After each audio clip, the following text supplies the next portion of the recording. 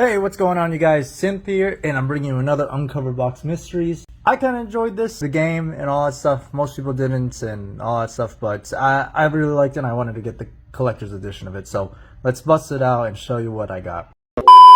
So here we go. Woo! To Resident Evil 5. Oh Jesus, here we fucking go. The starting point of Resident Evil's downfall. Not to be that guy, but for over a decade, Resident Evil 5 was the best-selling game in the entire franchise. So The Force Awakens is the highest grossing Star Wars film ever, and it's still a mediocre piece of shit. You take that back right now, Flop Top. Never.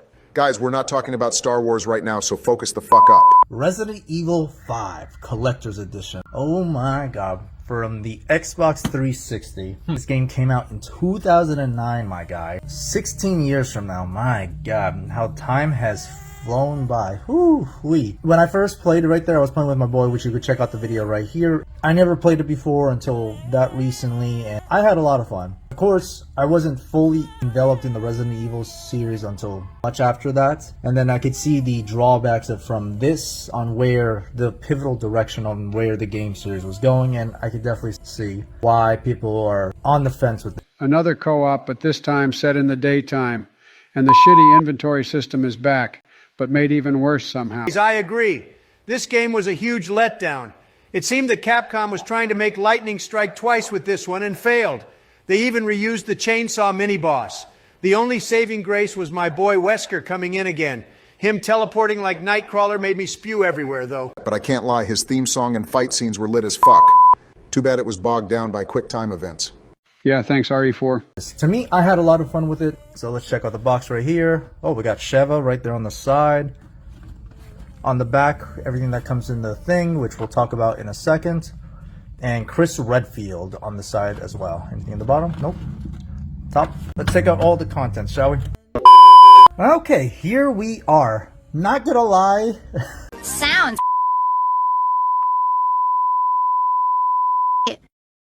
Bubble, you can't say that. Maybe it is, maybe it's not, but to me, besides the steelbook and the statue, I guess, everything else looks like something out of a Hot Topic fan box or some crap like that, or something you get from like a Loot Crate. You got the North America BSA patch. Not bad. It's not iron-on, I think. We get the Kajuju necklace replica of Africa right there.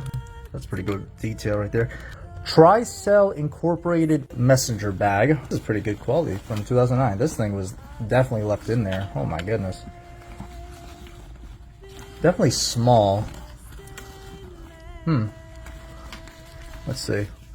Very interesting. And then I'm so used to the newer statues now. Sure, it's Chris Redfield, but I'm not gonna lie. I've seen better 3D printed statues on Etsy. But this isn't bad.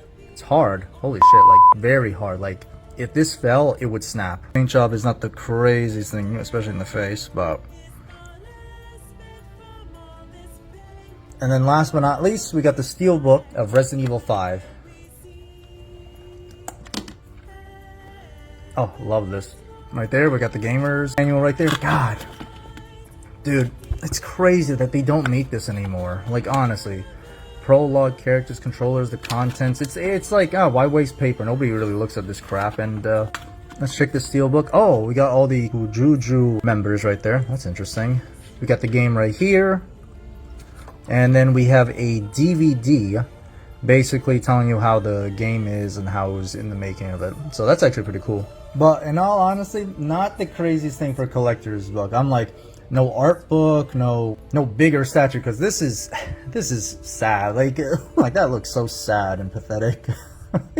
But it is of its time and all that stuff, and things have gone differently, especially after 8 came out. Which one am I gonna say? I'm definitely gonna say after Resident Evil Biohazard, which is Resident Evil 7. I think they really started, you know what, maybe we gotta do better with the collector's editions, because the stuff we put out before, pathetic. I'm not gonna lie, because it was pretty pathetic. I'm not gonna lie.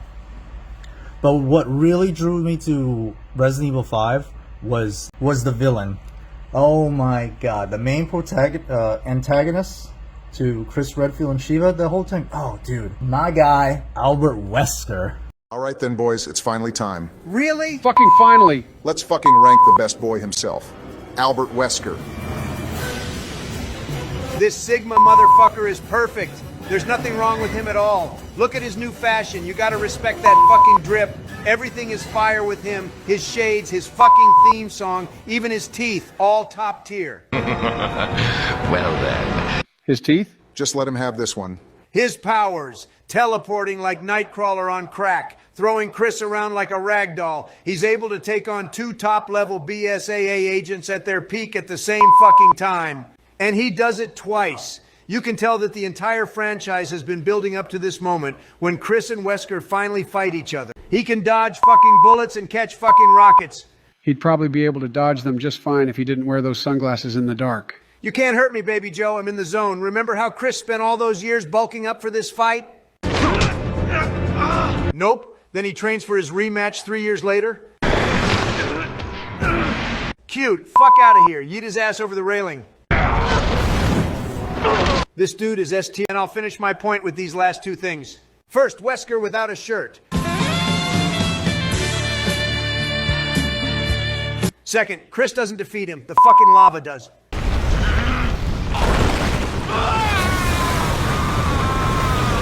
I don't care who says it. Wesker was tag teamed by 2 agents whom he was ready to go another round with until fucking Mother Earth had to step in.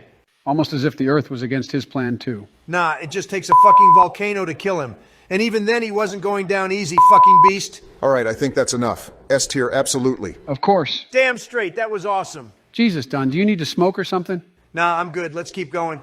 Thank God for the president to explain how, especially Trump, on how awesome he was. Oh my God, that's what drew me more to the game was Albert Wesker. Oh man. Overall, is it the craziest thing? Not really, but it's still pretty cool, and I love the steelbooks. The steelbook is amazing. But yeah, no, that's about it. Usually at the end of my videos, I do a quick history of the item or a character or anything like that. So here we go. Resident Evil 5 is a 2009 third-person shooter video game developed and published by Capcom.